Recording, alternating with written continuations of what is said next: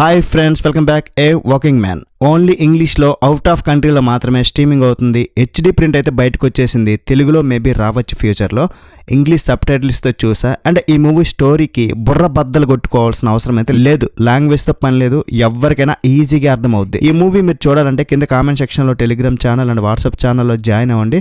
అక్కడ మీకు చెప్తాను. ఇదొక Hollywood action thriller. Action hero Jason Statham hero. Directed by David Ayer. Suicide Squad and last year beekeeper మూవీని కూడా ఇతనే డైరెక్ట్ చేశారు. సో బీ కీపర్ మూవీ తర్వాత జాసన్ స్టాథమ్ వీళ్ళిద్దరు కలిసి ఈ మూవీతో వచ్చారు. మరి ఈ మూవీ నాకు ఎలా అనిపించింది తెలుసుకునే ముందు హాలీవుడ్ మూవీ రివ్యూస్ కోసం మన ఛానల్ని సబ్స్క్రైబ్ చేసుకుని భయ్యా. మీ సపోర్ట్ చాలా ఇంపార్టెంట్. బేసిక్గా ప్లాట్ ఏంటంటే మన హీరో ఒక కన్స్ట్రక్షన్ కంపెనీలో వర్క్ చేస్తుంటాడు. తనకు కూతురు ఉంటుంది. హ్యాపీగా లైఫ్ లీడ్ చేస్తున్న టైంలో తన బాస్ కూతుర్ని ఎవరో కిడ్నాప్ చేస్తారు. సో తన బాస్ హీరో దగ్గరకు వచ్చి ఇలా జరిగిందని చెప్పి మా అమ్మాయిని కాపాడండి, సేవ్ చేయమని అడుగుతాడు. అమ్మాయి కనబడకపోతే పోలీసులకు చెప్పాలి. కానీ హీరోని ఎందుకు అడిగారు? హీరో ఫ్లాష్ బ్యాక్ ఏంటి? లాస్ట్కి ఆ అమ్మాయిని హీరో కాపాడతాడా లేదా? అసలు ఎవరు కిడ్నాప్ చేశారు? ఇదంతా మూవీలో చూస్తారు. నాకైతే ఏ వర్కింగ్ మ్యాన్ నాకైతే అక్కడక్కడ అది కూడా సెకండ్ హాఫ్ వర్కౌట్ అయింది మ్యాన్. పర్ఫెక్ట్గా చెప్పాలంటే నాకు యావరేజ్ మ్యాన్. నేను మరీ ఎక్కువ ఎక్స్పెక్ట్ చేసా కానీ అనుకున్నంత రేంజ్లో అయితే ఈ మూవీ లేదు.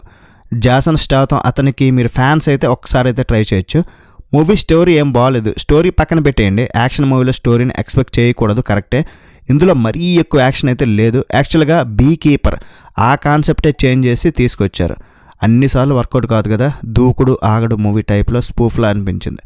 యాక్చువల్గా జాసన్ స్టాథమ్ అంటే ఒక యాక్షన్ హీరో.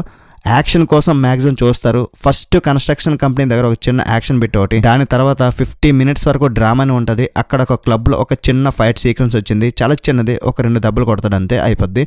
ఫస్ట్ హాఫ్ చాలా బోరింగ్గా ఉంది మూవీ. ఇక సెకండ్ హాఫ్లో కొంత యాక్షన్ అయితే వర్కౌట్ అయింది.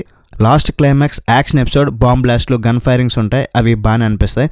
దానివల్ల యావరేజ్ అని చెప్పారు. లేదంటే మరీ ఇంకా అంతే సంగతులు. ద బీ కీపర్ మూవీని నేను రివ్యూ కూడా చేశా. అది కూడా రొటీన్గానే ఉంటుంది. బట్ అందులో స్టంట్స్ చాలా స్టైలిష్గా ఉంటాయి.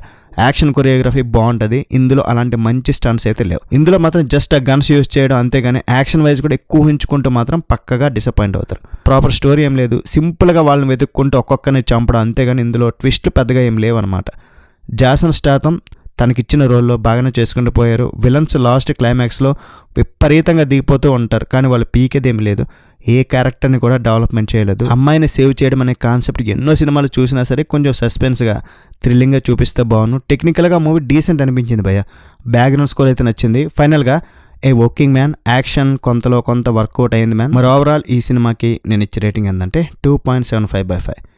That's it guys. ఇలాంటి మరిన్ని రివ్యూస్ కోసం మన ఛానల్ని సబ్స్క్రైబ్ చేసుకోవడం మాత్రం మర్చిపోకండి. వీలైతే ఒక లైక్ వేయండి అండ్ మీ ఫ్రెండ్స్తో షేర్ చేసుకుని కొంచెం సపోర్ట్ ఇవ్వండి. మాకు కూడా హ్యాపీ. నెక్స్ట్ వీడియో మళ్ళీ కలుద్దాం గైస్. బై బాయ్ అండ్ జై హింద్.